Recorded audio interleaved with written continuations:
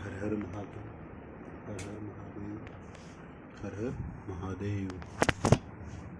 पश्चिमी भारत, पश्चिमी भारत, पश्चिमी भारत, पश्चिमी भारत, पश्चिमी भारत, पश्चिमी भारत। भारत के पश्चिमोत्तर क्षेत्र में, जिसमें गुजरात और राजस्थान शामिल है, और कभी कभी शैलीगत विशेषताओं के कारण पश्चिमी मध्य प्रदेश को भी इसमें शामिल कर दिया जाता है। मंदिर इतने अधिक है कि उन पर व्यापक रूप से विचार नहीं किया जा सकता। भारत के पश्चिमोत्तर क्षेत्र में, जिसमें गुजरात और राजस्थान शामिल, और कभी कभी शैलीगत विशेषताओं के कारण पश्चिमी मध्य प्रदेश को भी इसमें शामिल कर लिया जाता है। मंदिर इतने अधिक है कि उन पर व्यापक रूप से विचार नहीं किया जा सकता। भारत के पश्चिमोत्तर क्षेत्र में, जिसमें गुजरात और राजस्थान शामिल है, और कभी कभी शैलीगत विशेषताओं के कारण पश्चिमी मध्य प्रदेश को भी इसमें शामिल कर लिया जाता है। मंदिर इतने अधिक है कि उन पर व्यापक रूप से विचार नहीं किया जा सकता। ये मंदिर रंग और किस्म दोनों ही दृष्टियों से अनेक प्रकार के पत्थरों से बने हैं। ये मंदिर रंग और किस्म दोनों ही दृष्टियों से अनेक प्रकार के पत्थरों से बने हैं। मंदिर रंग और किस्म दोनों ही दृष्टियों से अनेक प्रकार के पत्थरों से बने हैं। ये मंदिर रंग और किस्म दोनों ही दृष्टियों से अनेक प्रकार के पत्थरों से बने हैं। इनमें बलुआ पत्थर का इस्तेमाल अवलिक प्रयोग हुआ, तथापि 10वीं से 12वीं शताब्दी के बीच बने मंदिरों की मूर्तियाँ धूसर स्लेटी से काले बेसाल्ट अवलिक असितासम की बनी पाई जाती है। इनमें बलुआ पत्थर का इस्तेमाल अवलिक प्रयोग हुआ है, तथापि 10वीं से 12वीं शताब्दी के बीच बने मंदिरों की मूर्तियाँ धूसर अवलिक स्लेटी से काले बेसाल्ट अवलिक असितासम की बनी पाई जाती है। इनमें बलुआ पत्थर का इस्तेमाल अवलिक प्रयोग हुआ है, तथापि 10वीं से 12वीं शताब्दी के बीच बने मंदिरों की मूर्तियाँ धूसर अवलिक स्लेटी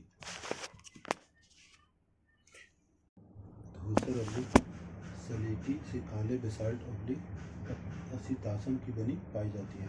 लेकिन इनमें मुलायम चिकने सफ़ेद संगमरमर का भी तरह तरह से प्रचुर मात्रा में प्रयोग हुआ है, जो 10वीं से 12वीं शताब्दी के माउंट आबू और रनकपुर राजस्थान के जैन मंदिरों में देखने को मिलता है। लेकिन इनमें मुलायम चिकने सफ़ेद संगमरमर का भी तरह तरह से प्रचुर मात्रा में प्रयोग हुआ है, जो 10वीं से 12वीं शताब्दी के माउंट आबू और रनकपुर राजस्थान के जैन मंदिरों में भी देखने को मिलता है। लेकिन इनमें मुलायम चिकने सफ़ेद संगमरमर का भी तरह तरह से प्रचुर मात्रा में प्रयोग हुआ है, जो 10वीं से 12वीं शताब्दी के माउंट आबू और रनकपुर राजस्थान के जैन मंदिरों में भी देखने को मिलता है। लेकिन इनमें मुलायम चिकने सफ़ेद संगमरमर का भी तरह तरह से प्रचुर मात्रा में प्रयोग हुआ है, जो 10वीं से 12वीं शताब्दी के माउंट आबू और रनकपुर राजस्थान के जैन मंदिरों में भी देखने को मिलता है।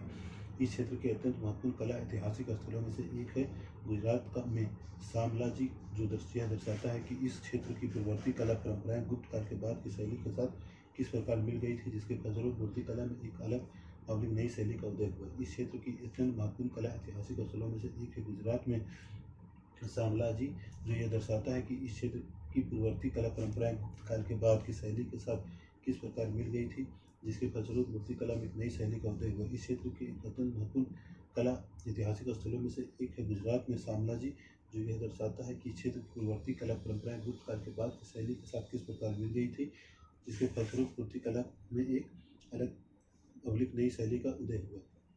इस क्षेत्र के एक अत्यंत महत्वपूर्ण कला ऐतिहासिक स्थलों में से एक है गुजरात में शामलाजी, जो यह दर्शाता है कि इस क्षेत्र की पूर्ववर्ती कला परंपराएं गुप्त काल के बाद की शैली से के साथ किस प्रकार मिल गई थी, जिसके फलस्वरूप मूर्ति कला में एक अलग अवलिक नई शैली का उदय हुआ।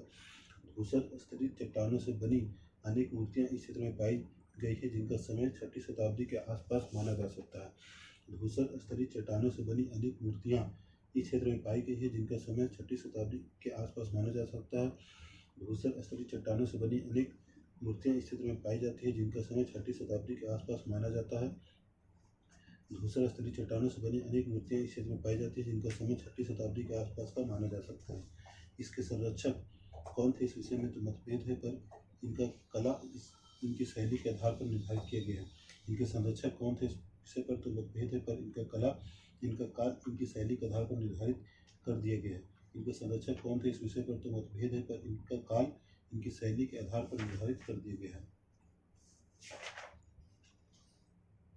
सूर्य मंदिर मोढेरा, गुजरात।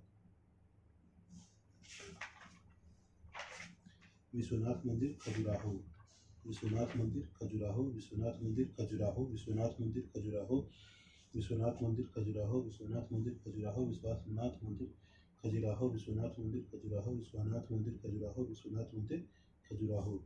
कंदरिया महादेव मंदिर खजुराहो, कंदरिया महादेव मंदिर खजुराहो, कंदरिया महादेव मंदिर खजुराहो, कंदरिया महादेव मंदिर खजुराहो, कंदरिया महादेव मंदिर खजुराहो, कंदरिया महादेव मंदिर खजुराहो, कंदरिया महादेव मंदिर खजुराहो, कंदरिया महादेव मंदिर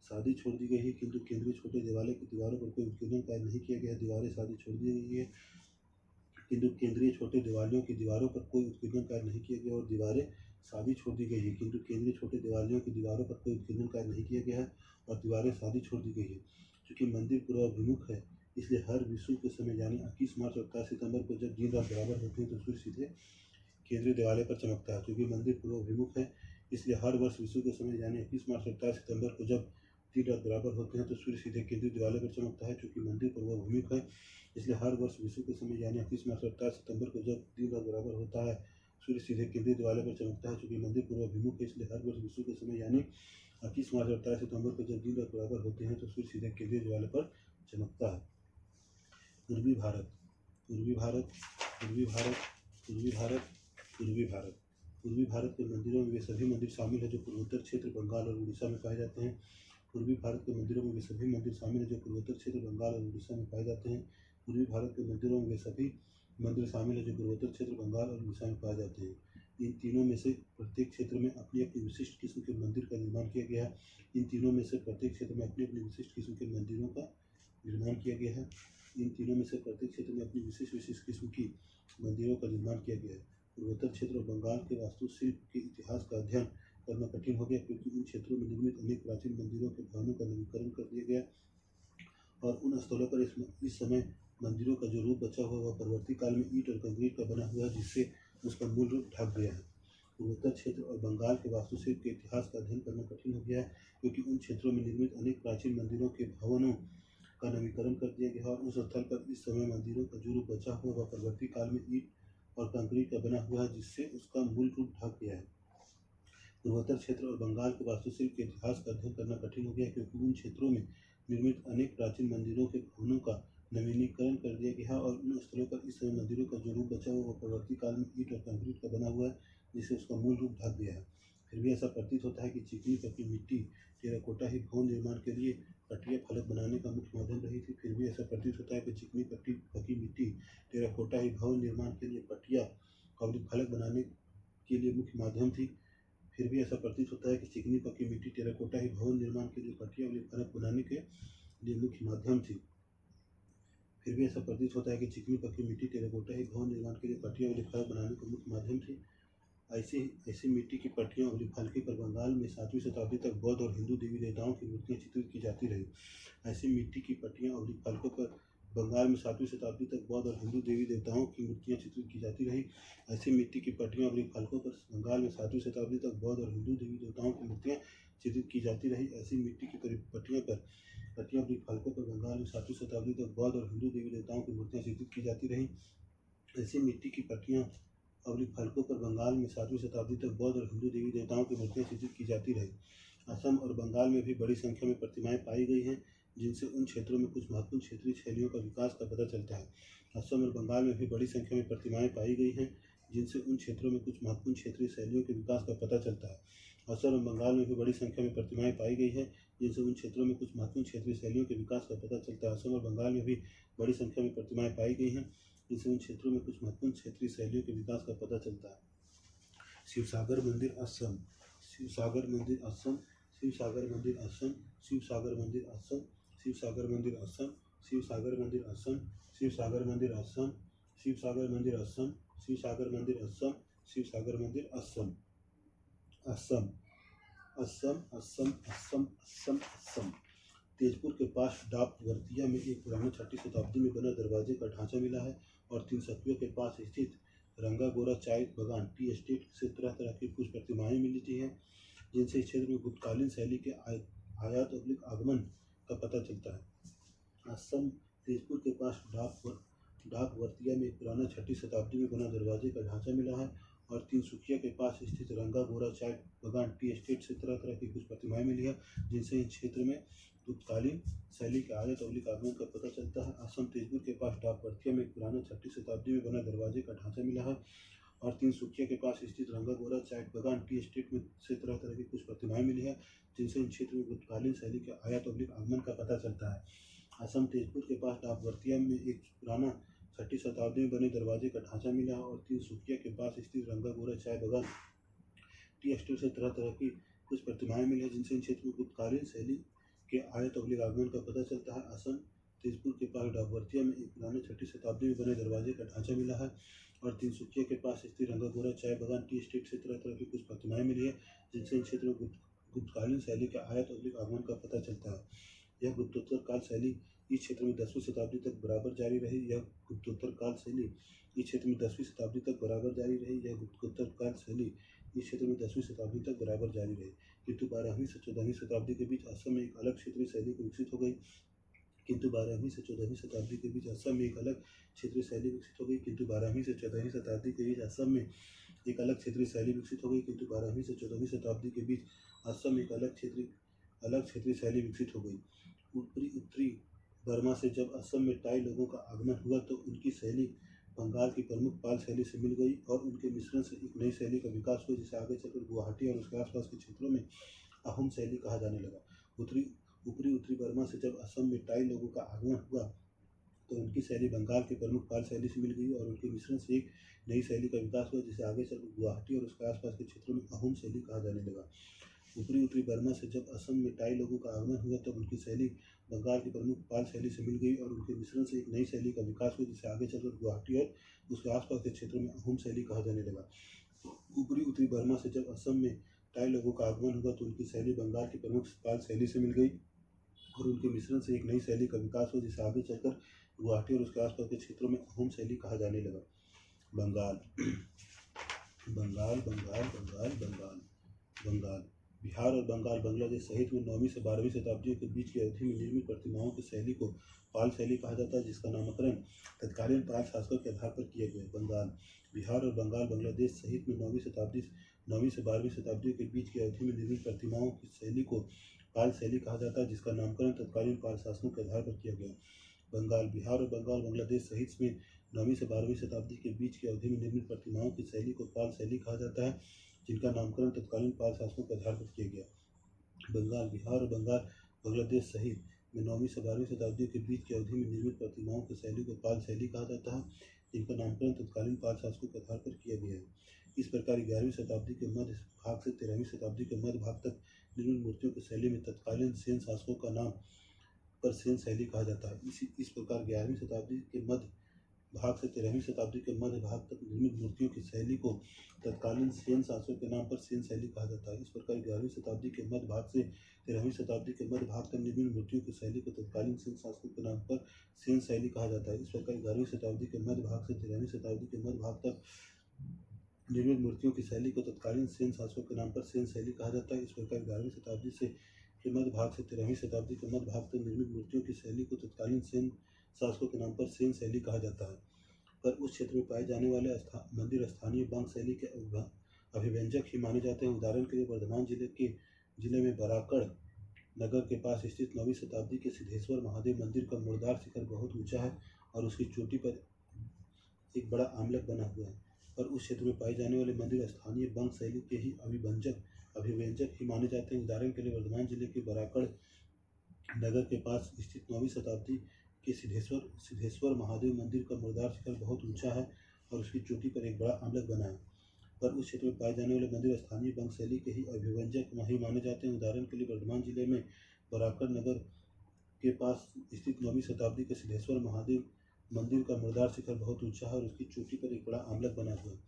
पर उस क्षेत्र में पाए जाने वाले मंदिर स्थानीय बंग शैली के अभिव्यंजक माने जाते हैं। उदाहरण के लिए वर्धमान जिले में बराकड़ नगर के पास स्थित 9वीं शताब्दी के सिद्धेश्वर महादेव मंदिर का मुर्दार शिखर बहुत ऊंचा और उसकी चोटी पर एक बड़ा आमलक बना हुआ है। पर उस क्षेत्र में पाए जाने वाले मंदिर स्थानीय बंग शैली के अभिव्यंजक भी माने जाते हैं। उदाहरण के लिए वर्धमान जिले में बराकड़ नगर के पास स्थित 9वीं शताब्दी के सिद्धेश्वर महादेव मंदिर का मुर्दार शिखर बहुत ऊंचा और उसकी चोटी पर एक बड़ा आमलक बना हुआ है। यह आरंभिक पाल शैली का एक अच्छा उदाहरण है। यह आरंभिक पाल शैली का एक अच्छा उदाहरण है। यह आरंभिक पाल शैली का अच्छा उदाहरण है। यह आरंभिक पाल शैली का अच्छा उदाहरण है। यह आरंभिक पाल शैली का अच्छा उदाहरण है। यह उड़ीसा के समकालीन मंदिरों जैसा है। यह उड़ीसा के समकालीन मंदिरों जैसा है। यह उड़ीसा के समकालीन मंदिरों जैसा है। यह उड़ीसा के समकालीन मंदिरों जैसा है। यह उड़ीसा के समकालीन मंदिरों जैसा है। यह मूल रूप से कुछ शताब्दियों के बाद ऊंचा होता गया है। यह मूल रूप से कुछ शताब्दियों के बाद ऊंचा होता गया। यह मूल रूप से कुछ शताब्दियों के बाद ऊंचा होता गया है। यह मूल रूप से कुछ शताब्दियों के बाद ऊंचा होता गया है। 9वीं से 12वीं शताब्दी के बीच बने अनेक भवन पुरुलिया जिले में तेलकुप्पी स्थान पर मिलता है। 9वीं से 12वीं शताब्दी के बीच बने अनेक भवन पुरुलिया जिले में तेलकुप्पी स्थान पर मिलता है। 9वीं से 12वीं शताब्दी के बीच बने अनेक भवन पुरुलिया जिले में तेलकुपी स्थान पर मिलता है। 9वीं से 12वीं शताब्दी के बीच बने अनेक भवन पुरुलिया जिले में तेलकुपी स्थान पर मिलता है। जब इस क्षेत्र में बांध का निर्माण हुआ तो वे पानी से समा गए। जब इस क्षेत्र में बांध का निर्माण हुआ तो वे पानी में समा गए। जब इस क्षेत्र में बांध का निर्माण हुआ तो वे पानी में समा गए। जब इस क्षेत्र में बांध का निर्माण हुआ तो वे पानी में समा गए। ये भवन उस क्षेत्र में प्रचलित अनेक महत्वपूर्ण शैलियों में से है, जिनसे पता चलता है कि तत्कालीन कलाकार उन सभी शेष नागर उपशैलियों से परिचित थे जो उस समय उत्तर भारत में प्रचलित थी। ये भवन उस क्षेत्र में प्रचलित अनेक महत्वपूर्ण शैलियों में से है, जिनसे पता चलता है कि तत्कालीन कलाकार उन सभी शेष नागर उपशैलियों से परिचित थे जो उस समय उत्तर भारत में प्रचलित थी। ये भवन उस क्षेत्र में प्रचलित अनेक महत्वपूर्ण शैलियों में से है, जिनसे पता चलता है कि तत्कालीन कलाकार उन सभी शेष नागर उपशैलियों से परिचित थे जो उस समय उत्तर भारत में प्रचलित थी। पुरुलिया जिले में कुछ मंदिर आज भी विद्यमान है जो उस काल के बताए जाते हैं। पुरुलिया जिले में कुछ मंदिर आज भी विद्यमान है जो उस काल के बताए जाते हैं। पुरुलिया जिले में कुछ मंदिर आज भी विद्यमान है जो उस काल के बताए जाते हैं।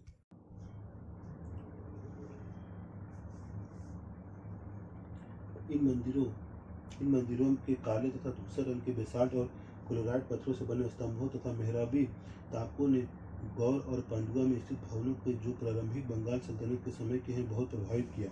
इन मंदिरों के काले तथा धूसर रंग के बेसाल्ट और क्लोराइड पत्थरों से बने स्तंभों तथा मेहराबी ताकों ने गौर और पांडुआ में स्थित भवनों को जो प्रारंभिक बंगाल सल्तनत के समय के हैं बहुत प्रभावित किया।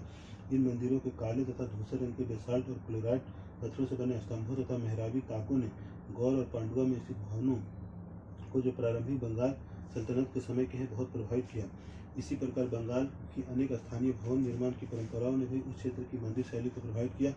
इसी प्रकार बंगाल की अनेक स्थानीय भवन निर्माण की परंपराओं ने भी उस क्षेत्र की मंदिर शैली को प्रभावित किया। इसी प्रकार बंगाल के अनेक स्थानीय भवन निर्माण की परंपराओं ने भी उस क्षेत्र की मंदिर शैली को प्रभावित किया। इसी प्रकार बंगाल के अनेक स्थानीय भवन निर्माण की परंपराओं ने भी उस क्षेत्र की मंदिर शैली को प्रभावित किया। इन स्थानीय परंपराओं में सबसे अधिक महत्वपूर्ण था बंगाली झोपड़ी की बांस की बनी छत का एक और ढलान या उसकी मुड़ी हुई शक्ल। इन स्थानीय परंपराओं में सबसे अधिक महत्वपूर्ण था बंगाली झोपड़ी की बांस की बनी छत का एक और ढलान या उसकी मुड़ी हुई शक्ल। इन स्थानीय परंपराओं में सबसे अधिक महत्वपूर्ण था बंगाली झोपड़ी की बांस की बनी छत का एक और ढलान या उसकी मुड़ी हुई शक्ल। इन स्थानीय परंपराओं में सबसे अधिक महत्वपूर्ण था बंगाली झोपड़ी की बांस की बनी छत का एक और ढलान या उसकी मुड़ी हुई शक्ल। इन स्थानीय परंपराओं में सबसे अधिक महत्वपूर्ण था बंगाली झोपड़ी की बांस की बनी छत का एक और ढलान और उसकी मुड़ी हुई शक्ल। इन लक्षण और विशेषताओं को आगे चलकर मुगलकालीन इमारतों में अपना लिया गया।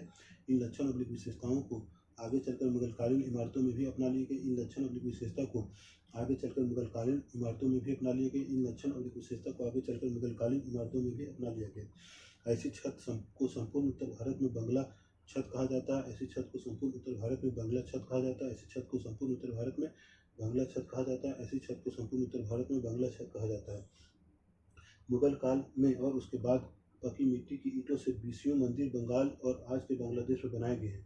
मुगल काल में और उसके बाद पकी मिट्टी की ईंटों से 20 मंदिर बंगाल और आज के बांग्लादेश में बनाए गए हैं। मुगल काल में और उसके बाद पकी मिट्टी की ईंटों से 20 मंदिर बंगाल और आज के बांग्लादेश में बनाए गए हैं। मुगल काल में और उसके बाद पकी मिट्टी की ईंटों से 20 मंदिर बंगाल और आज के बांग्लादेश में बनाए गए हैं। इनकी शैली अपने किस्म की अलग थी, जिसमें बांस की झोपड़ियों में प्रयुक्त स्थानीय निर्माण तकनीकों के तत्व तो शामिल थे, साथ ही पाल शैली के बचे खुचे पुराने रूपों और मुस्लिम वास्तुकला के मेहराबों और गुंबदों के रूपों को भी उसमें शामिल कर लिया गया था। इनकी शैली अपने किस्म की अलग ही थी, जिसमें बांस की झोपड़ियों में प्रयुक्त स्थानीय निर्माण तकनीकों के तत्व तो शामिल थे ही, साथ ही पाल शैली के बचे खुचे पुराने रूपों और मुस्लिम वास्तुकला के मेहराबों और गुंबदों के रूपों को भी उसमें शामिल कर लिया गया था। इनकी शैली अपनी किस्म में अलग ही थी, जिसमें बांस की झोपड़ियों में प्रयुक्त स्थानीय निर्माण तकनीकों के तत्व तो शामिल थे ही, साथ ही पाल शैली के बचे खुचे पुराने रूपों और मुस्लिम वास्तुकला के मेहराबों और गुंबदों के रूपों को भी उसमें शामिल कर लिया गया था। इनकी शैली अपनी किस्म की अलग ही थी, जिसमें बांस की झोपड़ियों में प्रयुक्त स्थानीय निर्माण तकनीकों के तत्व तो शामिल थे ही, साथ ही पाल शैली के बचे खुचे पुराने रूपों और मुस्लिम वास्तुकला के मेहराबों और गुंबदों के रूपों को भी उसमें शामिल कर लिया गया था। इनकी शैली अपनी किस्म की अलग ही थी, जिसमें बांस की झोपड़ियों में प्रयुक्त स्थानीय निर्माण तकनीकों के तत्व तो शामिल थे ही, साथ ही पाल शैली के बचे खुचे पुराने रूपों और मुस्लिम वास्तुकला के मेहराबों और गुंबदों के रूपों को भी उनमें शामिल कर लिया गया था। इस शैली के भवन विष्णुपुर, बांकुड़ा, वर्धमान और बीरभूम में स्थान स्थान पर मिलते हैं और ये अधिकतर 17वीं शताब्दी के हैं। इस शैली के भवन विष्णुपुर, बांकुड़ा, वर्धमान और बीरभूम में स्थान स्थान पर मिलते हैं और ये अधिकतर 17वीं शताब्दी के हैं। इस शैली के भवन विष्णुपुर, बांकुड़ा, वर्धमान और बीरभूम में स्थान पर मिलते हैं और ये अधिकतर 17वीं शताब्दी के। इस शैली के भवन विष्णुपुर, बांकुड़ा, वर्धमान और बीरभूम में स्थान पर मिलते हैं और ये अधिकतर 17वीं शताब्दी के। इस शैली के भवन विष्णुपुर, बांकुड़ा, वर्धमान और बीरभूम में स्थान पर मिलते हैं और ये अधिकतर 17वीं शताब्दी के हैं। उड़ीसा।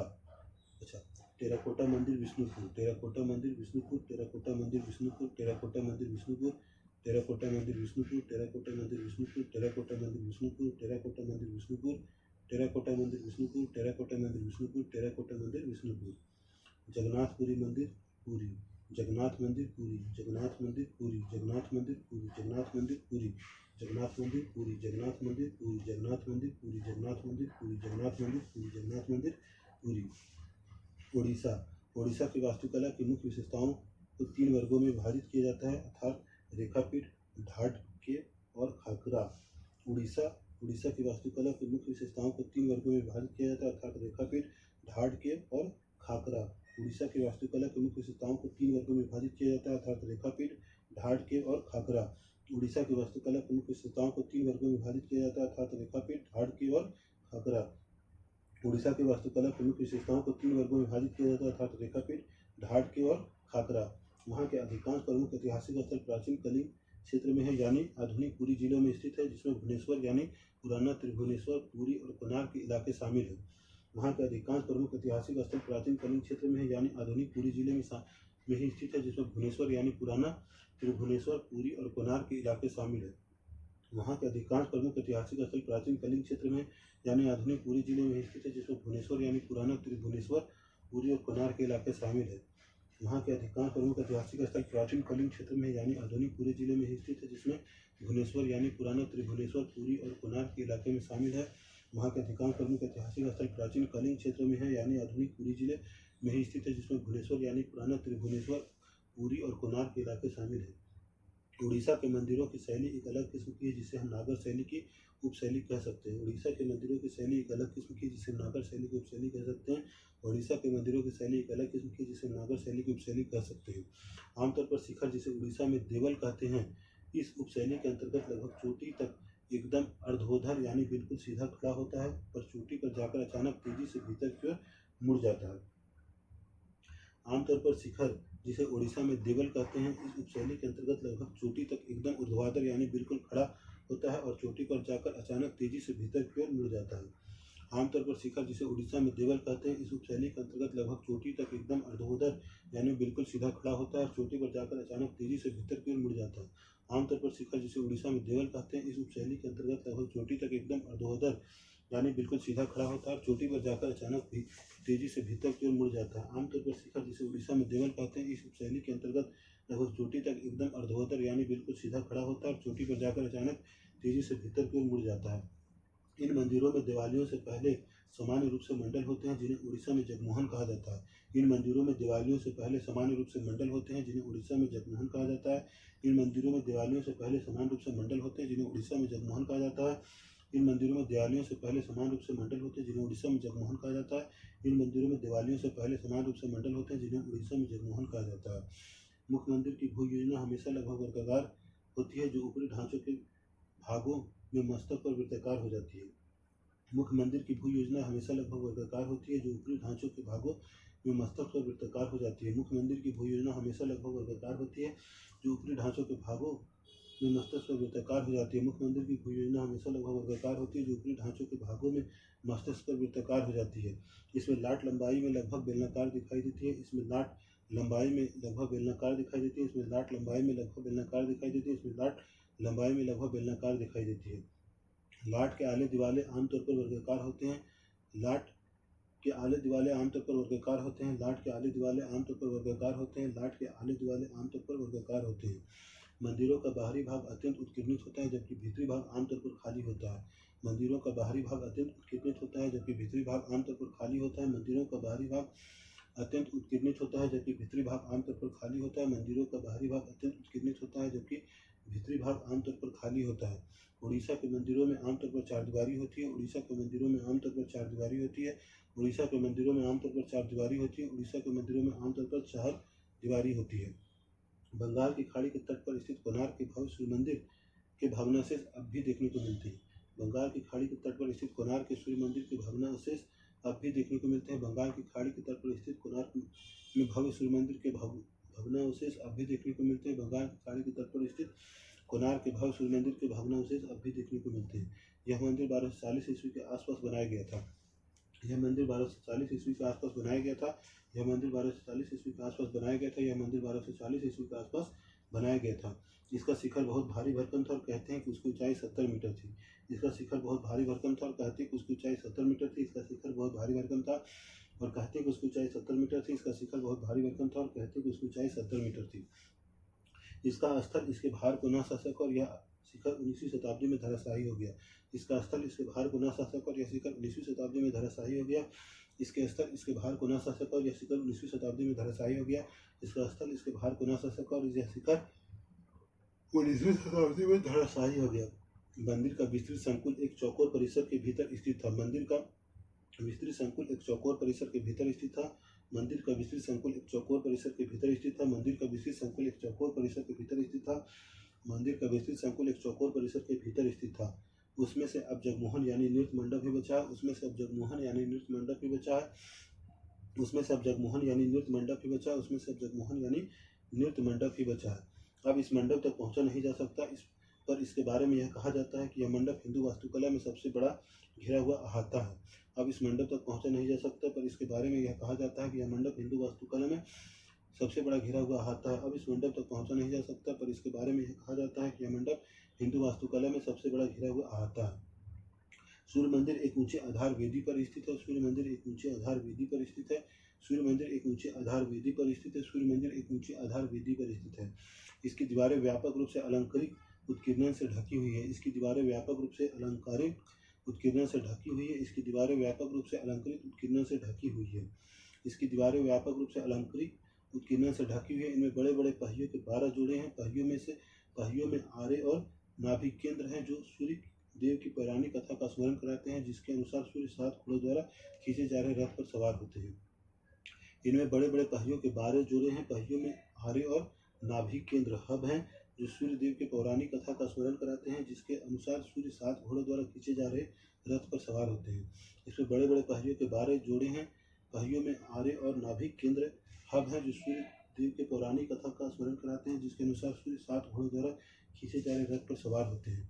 इनमें बड़े बड़े पहियों के 12 जोड़े हैं। पहियों में आरे और नाभिक केंद्र हब है जो सूर्य देव की पौराणिक कथा का स्मरण कराते हैं, जिसके अनुसार सूर्य 7 घोड़ों द्वारा खींचे जा रहे रथ पर सवार होते हैं। इनमें बड़े बड़े पहियों के 12 जोड़े हैं। पहिए में आरे और नाभिक केंद्र हब है जो सूर्य देव की पौराणिक कथा का स्मरण कराते हैं, जिसके अनुसार सूर्य 7 घोड़ों द्वारा खींचे जा रहे रथ पर सवार होते हैं। यह सब प्रवेश द्वार के सियान सीढ़ियों पर उकेरा हुआ है। यह सब प्रवेश द्वार के सियान सीढ़ियों पर उकेरा हुआ। यह सब प्रवेश द्वार के सियान सीढ़ियों पर उकेरा हुआ। यह सब प्रवेश द्वार के सियान सीढ़ियों पर उकेरा हुआ। यह सब प्रवेश द्वार के सियान सीढ़ियों पर उकेरा हुआ है। पाषाण रथ हम्पी कर्नाटक। पाषाण रथ हम्पी कर्नाटक। पाषाण रथ हम्पी कर्नाटक। पाषाण रथ हम्पी कर्नाटक। पाषाण रथ हम्पी कर्नाटक। पाषाण रथ हम्पी कर्नाटक। पाषाण रथ हम्पी कर्नाटक। पाषाण रथ हम्पी कर्नाटक। पाषाण रथ हम्पी कर्नाटक। पाषाण रथ हम्पी कर्नाटक। इस प्रकार यह संपूर्ण मंदिर किसी शोभा यात्रा में खींचे जा रहे विशाल रथ जैसा प्रतीत होता है। इस प्रकार यह संपूर्ण मंदिर किसी शोभा यात्रा में खींचे जा रहे विशाल रथ जैसा प्रतीत होता है। इस प्रकार यह संपूर्ण मंदिर किसी शोभा यात्रा में खींचे जा रहे विशाल रथ जैसा प्रतीत होता है। मंदिर की दक्षिणी दीवार पर सूर्य की एक विशाल प्रतिमा है जो हरे पत्थर की बनी हुई है। मंदिर की दक्षिणी दीवार पर सूर्य की एक विशाल प्रतिमा है जो हरे पत्थर की बनी हुई है। मंदिर के दक्षिणी दीवार पर सूर्य की एक विशाल प्रतिमा है जो हरे पत्थर पर बनी हुई है। मंदिर की दक्षिणी दीवार पर सूर्य की विशाल प्रतिमा है जो हरे पत्थर की बनी हुई है। ऐसा कहा जाता है कि पहले ऐसी 3 आकृतियां थी, उनमें से हर एक आकृति एक अलग किस्म के पत्थर पर बनी हुई अलग अलग दिशा की ओर अभिमुख थी। ऐसा कहा जाता है कि पहले ऐसी 3 आकृतियां थी, उनमें से हर एक आकृति एक अलग अलग किस्म के पत्थर पर बनी हुई अलग अलग दिशा की ओर अभिमुख थी। ऐसा कहा जाता है कि पहले ऐसी 3 आकृतियां थी, उनमें से हर एक आकृति एक अलग अलग किस्म के पत्थर पर बनी हुई अलग अलग दिशा की ओर अभिमुख थी। ऐसा कहा जाता है कि पहले ऐसी 3 आकृतियां थी, उनमें से हर एक आकृति अलग अलग किस्म के पत्थर पर बनी हुई अलग अलग दिशा की अभिमुख थी। ऐसा कहा जाता है कि ऐसी 3 आकृतियां थी, उनमें से हर एक आकृति अलग अलग किस्म के पत्थर पर बनी हुई अलग अलग दिशा की ओर अभिमुख थी। चौथी दीवार पर मंदिर के भीतर जाने का दरवाजा बना हुआ था, जहां से सूर्य की वास्तविक किरणें गर्भगृह में प्रवेश करती थी। चौथी दीवार पर मंदिर के भीतर जाने का दरवाजा बना हुआ था जहाँ से सूर्य की वास्तविक किरणें गर्भगृह में प्रवेश करती थी। चौथी दीवार पर मंदिर के भीतर जाने का दरवाजा बना हुआ था जहाँ से सूर्य की वास्तविक किरणें गर्भगृह में प्रवेश करती थी। चौथी दीवार पर मंदिर के भीतर जाने का दरवाजा बना हुआ था जहाँ से सूर्य की वास्तविक किरणें गर्भगृह में प्रवेश करती थी।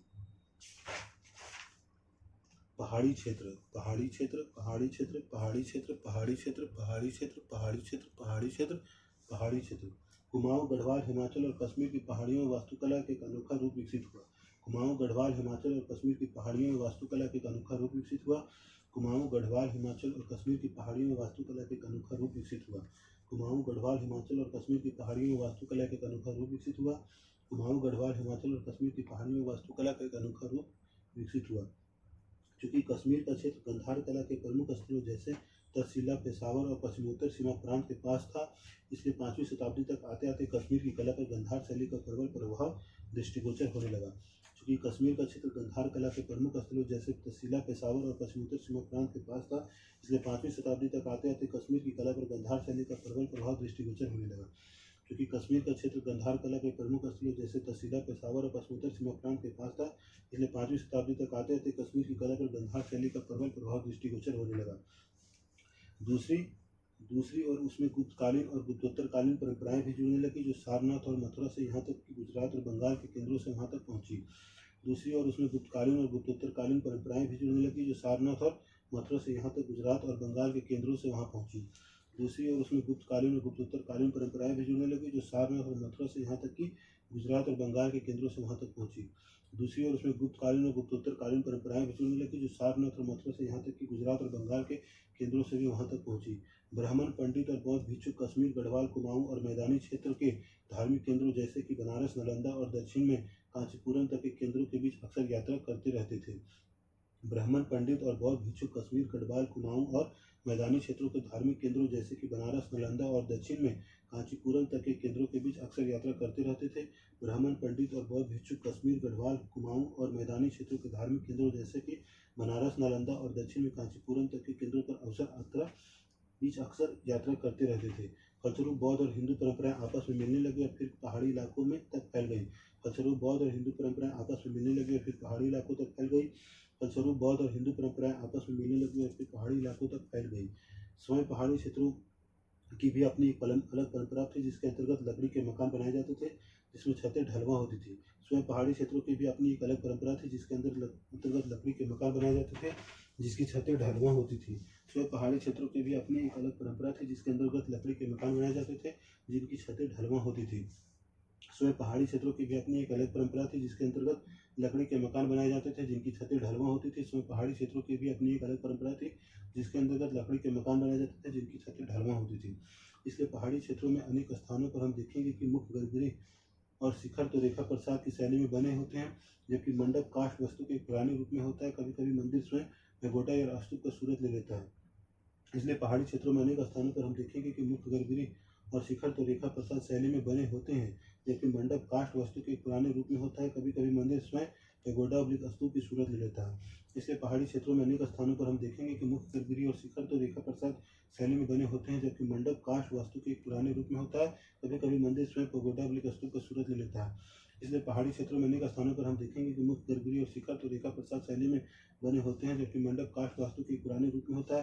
कभी कभी मंदिर स्वयं पैगोडा स्तूप का सूरत ले लेता है। कश्मीर का करकोटा कला कश्मीर में का कारकोटा कला काल वास्तुकला की दृष्टि से अधिक उल्लेखनीय है। कश्मीर का कारकोटा काल वास्तुकला की दृष्टि से अत्यधिक उल्लेखनीय है। कश्मीर का कारकोटा काल वास्तुकला की दृष्टि से अत्यधिक उल्लेखनीय है। कश्मीर का कारकोटा काल वास्तुकला की दृष्टि से अत्यधिक उल्लेखनीय है। कश्मीर का कारकोटा काल वास्तुकला की दृष्टि से अत्यधिक उल्लेखनीय है। उन्होंने बहुत से मंदिर बनाए जिनमें से पांडेथ्रान पांडेथ्रान में निर्मित मंदिर सबसे अधिक महत्वपूर्ण है। उन्होंने बहुत से मंदिर बनाए जिनमें पांडेथ्रान में निर्मित मंदिर सबसे महत्वपूर्ण है। उन्होंने बहुत से मंदिर बनाए जिनमें पांडेथ्रान में निर्मित मंदिर सबसे अधिक महत्वपूर्ण है। उन्होंने बहुत से मंदिर बनाए जिनमें से पांडेथ्रान में निर्मित मंदिर सबसे अधिक महत्वपूर्ण है। ये मंदिर 8वीं और 9वीं शताब्दी में बनाए गए थे। ये मंदिर 8वीं और 9वीं शताब्दी में बनाए गए थे। ये मंदिर 8वीं और 9वीं शताब्दी में बनाए गए थे। ये मंदिर 8वीं और 9वीं शताब्दी में बनाए गए थे। पहाड़ी क्षेत्र के मंदिर, पहाड़ी क्षेत्र के मंदिर, पहाड़ी क्षेत्र के मंदिर, पहाड़ी क्षेत्र के मंदिर, पहाड़ी क्षेत्र के मंदिर, पहाड़ी क्षेत्र के मंदिर, पहाड़ी क्षेत्र के मंदिर, पहाड़ी क्षेत्र के मंदिर, पहाड़ी क्षेत्र के मंदिर, पहाड़ी क्षेत्र के मंदिर, पहाड़ी क्षेत्र के मंदिर। देवालय के पास जलाशय होने की परंपरा का पालन करते हुए पाडेरनाथ का मंदिर जलाशय के बीच में बनी हुई एक वेदी पर निर्मित है। देवालय के पास जलाशय होने की परंपरा का पालन करते हुए पाडेरनाथ का मंदिर जलाशय के बीच बनी हुई एक वेदी पर निर्मित है। देवालय के पास जलाशय होने की परंपरा का पालन करते हुए पाडेरनाथ का मंदिर जलाशय के बीच में बनी हुई एक वेदी पर निर्मित है। देवालय के पास जलाशय होने की परंपरा का पालन करते हुए पाडेरनाथ का मंदिर जलाशय के बीच में बनी हुई एक वेदी पर निर्मित है। देवालय के पास जलाशय होने की परंपरा का पालन करते हुए पाडेरनाथ का मंदिर जलाशय के बीच बनी हुई एक वेदी पर निर्मित है। वैसे तो कश्मीर में बौद्ध और हिंदू धर्मों के अनुयायियों के होने का साक्ष्य मिलते हैं, पर यह मंदिर एक हिंदू देवस्थान और संभवतः शिव को समर्पित है। वैसे तो कश्मीर में बौद्ध और हिंदू दोनों धर्मों के अनुयायी का होने का साक्ष्य मिलता है, पर यह मंदिर एक हिंदू देवस्थान और संभवतः शिव को समर्पित है। वैसे तो कश्मीर में बौद्ध और हिंदू दोनों धर्मों के अनुयायी का होने का साक्ष्य मिलते हैं, पर यह मंदिर एक हिंदू देवस्थान और संभवतः शिव को समर्पित है। वैसे तो कश्मीर में बौद्ध और हिंदू दोनों धर्म के अनुयायी को होने का साक्ष्य मिलता है, पर यह एक मंदिर हिंदू देवस्थान और संभवतः शिव को समर्पित है। वैसे तो कश्मीर में बौद्ध और हिंदू दोनों धर्म के अनुयायी को होने का साक्ष्य मिलते हैं, पर यह मंदिर एक हिंदू देवस्थान और संभवतः शिव को समर्पित है। इस मंदिर की वास्तुकला कश्मीर की वर्षों पुरानी परंपरा के अनुरूप है, जिसके अंतर्गत लकड़ी की इमारतें बनाई जाती थी। इस मंदिर की वास्तुकला कश्मीर की वर्षों पुरानी परंपरा के अनुरूप है, जिसके अंतर्गत लकड़ी की इमारतें बनाई जाती थी। इस मंदिर की वास्तुकला कश्मीर की वर्षों पुरानी परंपरा के अनुरूप है, जिसके अंतर्गत लकड़ी की इमारतें बनाई जाती थी। कश्मीर की बर्फीली परिस्थितियों के कारण छत चोटीदार होती है और उसका ढाल बाहर की ओर होता है, जिससे कि हिमपात का मुकाबला किया जा सके। कश्मीर की बर्फीली परिस्थितियों के कारण छत चोटीदार होती है और उसका ढाल बाहर की ओर होता है, जिससे कि हिमपात का मुकाबला किया जा सके। कश्मीर की बर्फीली परिस्थितियों के कारण छत चोटीदार होता है और उसका ढाल बाहर की ओर होता है, जिससे कि हिमपात का मुकाबला किया जा सके। यह मंदिर बहुत ही कम अलंकृत और गुप्तोत्तरकालीन प्रचुर गहरे उत्कीर्णन की सौंदर्य शैली से बहुत हटकर है। यह मंदिर बहुत ही कम अलंकृत और गुप्तोत्तरकालीन प्रचुर गहरे उत्कीर्णन की सौंदर्य शैली से बहुत हटकर है। यह मंदिर बहुत ही कम अलंकृत और गुप्तोत्तरकालीन प्रचुर गहरे उत्कीर्णन की सौंदर्य शैली से बहुत हटकर है। यह मंदिर बहुत ही कम अलंकृत और गुप्तोत्तरकालीन प्रचुर गहरे उत्कीर्णन की सौंदर्य शैली से बहुत हटकर है। हाथियों की कतार का बना आधार तल और द्वार पर बने अलंकरण ही इस मंदिर की सजावट है। हाथियों की कतार पर बना आधार तल और द्वार पर बने अलंकरण ही इस मंदिर की सजावट है। हाथियों की कतार का बना आधार तल और द्वार पर बने अलंकरण ही इस मंदिर की सजावट है। हाथियों की कतार का बना आधार तल और द्वार पर बने अलंकरण ही इस मंदिर की सजावट है। शामलाजी में मिली प्रतिमाओं की तरह चंबा में मिली प्रतिमाओं भी स्थानीय परंपराओं का गुप्तोत्तर शैली के साथ संगम दिखाई देता है। शामलाजी में मिली प्रतिमाओं की तरह चंबा में मिली प्रतिमाओं में भी स्थानीय परंपराओं का गुप्तोत्तर शैली के साथ संगम दिखाई देता है। शामलाजी में मिली प्रतिमाओं की तरह चंबा में मिली प्रतिमाओं में भी स्थानीय परंपराओं का गुप्तोत्तर शैली के साथ संगम दिखाई देता है। शामलाजी में मिली प्रतिमाओं की तरह चंबा में मिली प्रतिमाओं में भी स्थानीय परंपराओं का गुप्तोत्तर शैली के साथ संगम दिखाई देता है। शामलाजी में मिली प्रतिमाओं की तरह चंबा में मिली प्रतिमाओं का भी स्थानीय परंपराओं का गुप्तोत्तर शैली के साथ संगम दिखाई देता है। लक्षणा देवी मंदिर में स्थापित महिषासुरमर्दिनी और नरसिंह की प्रतिमाओं की आकृतियों में गुप्तोत्तर कालीन परंपरा का प्रभाव दृष्टिगोचर होता है। लक्षणा देवी मंदिर में स्थापित महिषासुरमर्दिनी और नरसिंह की प्रतिमाओं की आकृतियों में गुप्तोत्तर कालीन परंपरा का प्रभाव दृष्टिगोचर होता है। लक्षणा देवी मंदिर में स्थापित महिषासुरमर्दिनी और नरसिंह की प्रतिमाओं की आकृतियों में गुप्तोत्तर कालीन परंपरा का प्रभाव दृष्टिगोचर होता है। लक्षणा देवी मंदिर में स्थापित महिषासुरमर्दिनी और नरसिंह की प्रतिमाओं की आकृतियों में गुप्तोत्तर कालीन परंपरा का प्रभाव दृष्टिगोचर होता है। दोनों प्रतिमाओं में यह स्पष्ट दिखाई देता है कि एक और जहाँ कश्मीर की धातु प्रतिमा परंपरा का पालन किया गया, वहीं दूसरी ओर मूर्तियों में गुप्तोत्तरकालीन सौंदर्य शैली का भी पूरा ध्यान रखा गया। दोनों प्रतिमाओं से में यह स्पष्ट दिखाई देता है कि एक और जहाँ कश्मीर की धातु प्रतिमा परंपरा का पालन किया गया है, वहीं दूसरी ओर मूर्तियों में गुप्तोत्तरकालीन सौंदर्य शैली का भी पूरा ध्यान रखा गया। दोनों प्रतिमाओं में यह स्पष्ट दिखाई देता है कि एक और जहाँ कश्मीर की धातु प्रतिमा परंपरा का पालन किया गया है, वहीं दूसरी ओर मूर्तियों में गुप्तोत्तरकालीन सौंदर्य शैली का भी पूरा ध्यान रखा गया है। दोनों प्रतिमाओं में यह स्पष्ट दिखाई देता है कि एक और जहाँ कश्मीर की धातु प्रतिमा परंपरा का पालन किया गया, वहीं दूसरी ओर मूर्तियों में गुप्तोत्तरकालीन सौंदर्य शैली का भी पूरा ध्यान रखा गया। प्रतिमाओं का पीलापन संभवतः जस्ते और तांबे के मिश्रण का प्रभाव है। प्रतिमाओं का पीलापन संभवतः जस्ते और तांबे के मिश्रण का प्रभाव है। प्रतिमाओं का पीलापन संभवतः जस्ते और तांबे के मिश्रण का प्रभाव है। प्रतिमाओं का पीलापन संभवतः जस्ते और तांबे के मिश्रण का प्रभाव है। उन दिनों कश्मीर में उन दोनों धातुओं का खूब प्रयोग होता था। उन दिनों कश्मीर में उन दोनों धातुओं का खूब प्रयोग होता था। उन दिनों कश्मीर में उन दोनों धातुओं का खूब प्रयोग होता था। उन दिनों कश्मीर में उन दोनों धातुओं का खूब प्रयोग होता था। इस मंदिर में एक शिलालेख है जिसमें यह कहा गया है कि यह मंदिर राजा मीरूवर्मन के शासनकाल में 7वीं शताब्दी में बनाया गया था। इस मंदिर में एक शिलालेख है जिसमें यह कहा गया है कि यह मंदिर राजा मेरुवर्मन के शासनकाल में 7वीं शताब्दी में बनाया गया था। इस मंदिर में एक शिलालेख है जिसमें यह कहा गया कि यह मंदिर राजा मेरुवर्मन के शासनकाल में 7वीं शताब्दी में बनाया गया था। इस मंदिर में एक शिलालेख है जिसमें यह कहा गया कि मंदिर राजा मेरुवर्मन के शासनकाल में 7वीं शताब्दी में बनाया गया था। कुमाऊं के मंदिरों की चर्चा करें तो वहाँ के दो मंदिर विशेष रूप से उल्लेखनीय हैं। कुमाऊं के मंदिरों की चर्चा करें तो वहाँ के दो मंदिर विशेष रूप से उल्लेखनीय हैं। कुमाऊं के मंदिरों की चर्चा करें तो वहाँ के दो मंदिर विशेष रूप से उल्लेखनीय हैं। इनमें से एक अल्मोड़ा के पास जागेश्वर में और दूसरा पिथौरागढ़ के पास चंपावत में। इनमें से एक अल्मोड़ा के पास जागेश्वर में और दूसरा पिथौरागढ़ के पास चंपावत में। इनमें से एक अल्मोड़ा के पास जागेश्वर में दूसरा पिथौरागढ़ के पास चंपावत में। इनमें से एक अल्मोड़ा के पास जागेश्वर में दूसरा पिथौरागढ़ के पास चंपावत में है। इनमें से एक अल्मोड़ा के पास जागेश्वर में दूसरा पिथौरागढ़ के पास चंपावत में है। ये दोनों मंदिर इस क्षेत्र में नागर वास्तुकला का उत्कृष्ट उदाहरण है। ये दोनों मंदिर इस क्षेत्र में नागर वास्तुकला का उत्कृष्ट उदाहरण है। ये दोनों मंदिर इस क्षेत्र में नागर वास्तुकला के उत्कृष्ट उदाहरण है। ये दोनों मंदिर इस क्षेत्र में नागर वास्तुकला के उत्कृष्ट उदाहरण है। ये दोनों मंदिर इस क्षेत्र में नागर वास्तुकला के उत्कृष्ट उदाहरण है। पहाड़ी क्षेत्र के मंदिर, पहाड़ी क्षेत्र के मंदिर, पहाड़ी क्षेत्र के मंदिर, पहाड़ी क्षेत्र के मंदिर, पहाड़ी क्षेत्र के मंदिर, पहाड़ी क्षेत्र के मंदिर, पहाड़ी क्षेत्र के मंदिर, पहाड़ी क्षेत्र के मंदिर, पहाड़ी क्षेत्र के मंदिर।